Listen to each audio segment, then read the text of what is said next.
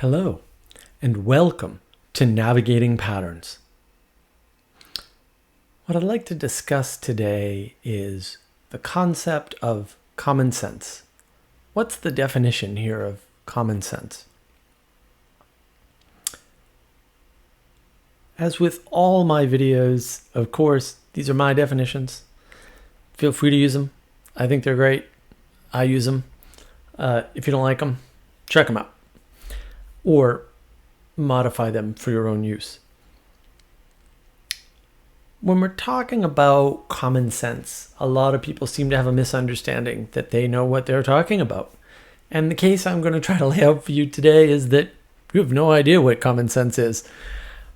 Not as a concept, but the thing you think is common sense is not common, at the very least.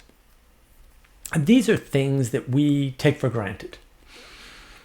It's stuff that we know embodied at a very deep level of ourselves, right? But we probably cannot actually articulate something that we feel is common sense, which is why we say, that's just common sense. In a way, we're dismissing it, right? We're devaluing the knowledge. We're saying, everybody knows that. It's common sense. And maybe everybody does know that. Maybe that's the problem. Maybe from your perspective, everybody knows exactly what that is in your sphere. And then you encounter somebody outside of your sphere and they have no idea. Maybe it's something cultural. Maybe it's something local to your neighborhood. Maybe it's something you just grew up with that your whole family sort of embodied and no one ever said it to you. No one ever talked about it. It's just something that's deep in there. This goes back to the concept that Jordan Peterson talks a lot about, where your knowledge is embodied. It comes rising out from your body, out, up through your head, through your speech, in essence. And I think that's most of your knowledge. So these are things that you've learned deeply from the bottom. And then when you encounter somebody who doesn't know it, you're like, well, you don't know what to do. It's so obvious to you that you just can't conceive of A, anybody not knowing it, and B, how to explain it. Because why would you ever need to explain this? That seems to be how people are engaging with this concept when they invoke the term common sense. So again, these things are common, but only to the people closest to us who learn the same thing around the same time. And we don't really realize that because we don't know any different until we run into somebody who doesn't have that understanding. And all of a sudden that's different. So what makes this important? Like, why is it important to realize what we're invoking when we speak about common sense? Well, I think for me, it shakes our belief in a shared set of knowledge that we can reliably agree on with other people. It puts us in a position where we don't really trust that other people have the same understanding that we have of something very basic and fundamental to us. And at the same time, our sense of objective reality or objective truth gets rattled around. And a lot of people rely on objective reality or objective truth, right? And this is something like relying on the opposite of faith. And that's probably too deep a topic to go into here. But appeals to objective reality and objective truth happen fairly often. And we fall into them all the time. And that can be a dangerous thing. One of the aspects is that, we've been faced with a situation when we invoke common sense that we don't know how to communicate this effectively. Or we failed to do so when we could have.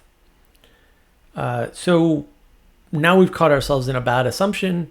Now it's bubbled up somehow. We've noticed it, or maybe it was pivotal in some relationship. And now we're sort of in a position where it's like, oh no, there's a thing here that I thought I understood it, but I don't understand it well enough to tell somebody else about it. And we need to have grace for ourselves in that situation. And of course, we need to have grace for the other people, that don't have that common sense, that sense that isn't common, it turns out. We thought it was common, it's not common. Because they have a different way of navigating the world, a different way of sense making, a different way of understanding, a different pattern, perhaps, that they see around that similar issue.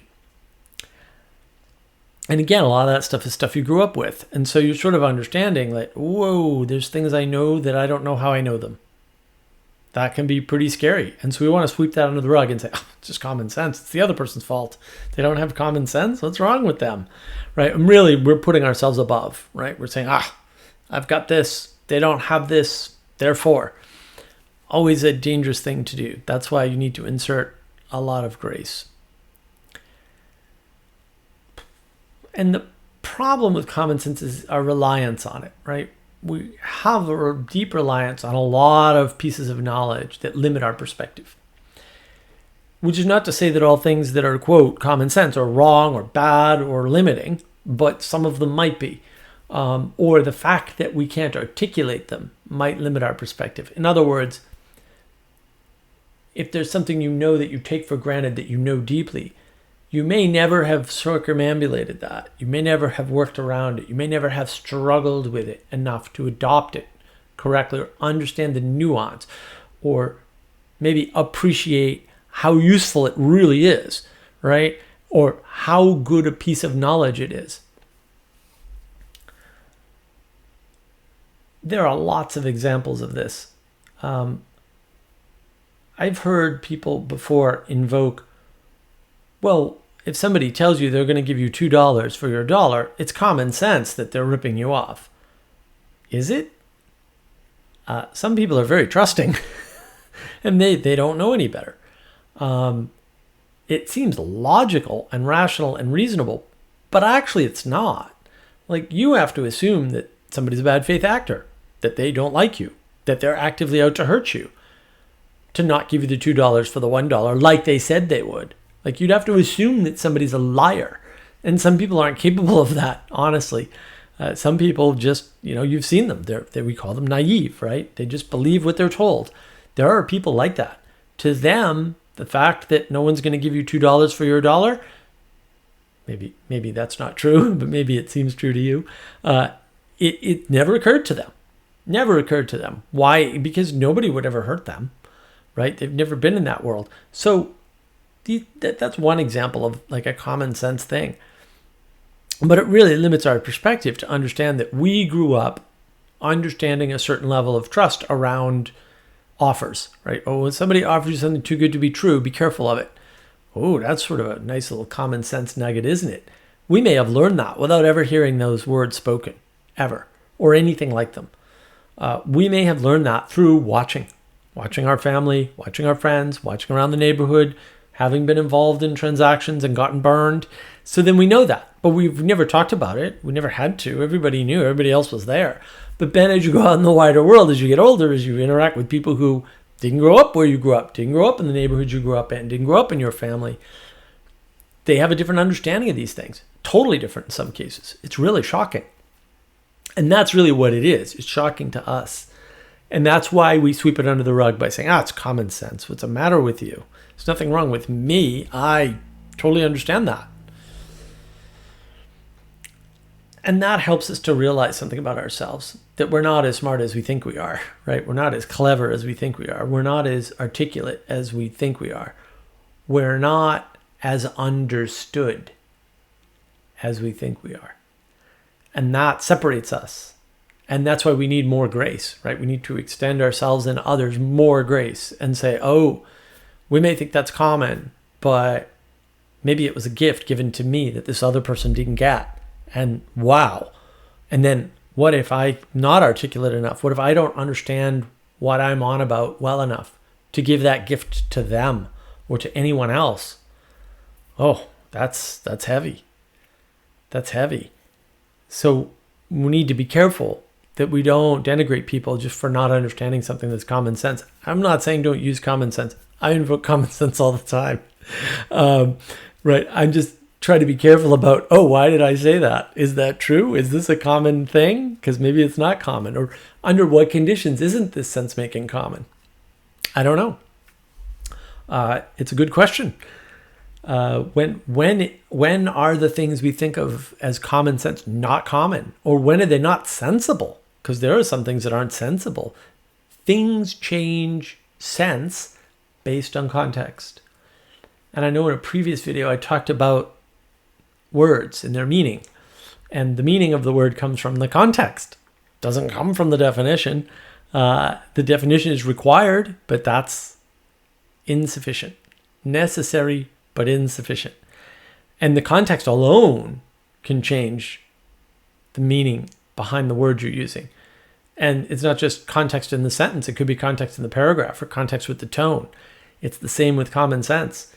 If you've lived in a world where everyone's been nice to you and people just give you things, maybe you're particularly attractive or particularly attentive to them, or you're particularly likable because you smile a lot, and they're willing to give you $2 for $1. People are like that. I've seen it. Most people aren't like that. And maybe under certain contexts, people will do that all day long. Like maybe if you're hanging out with church people all day, they'll happily do that for you. Some people pay the tolls for the person behind them. I saw that the first time. I thought it was crazy. People did it for me. I got angry. I was like, what's going on?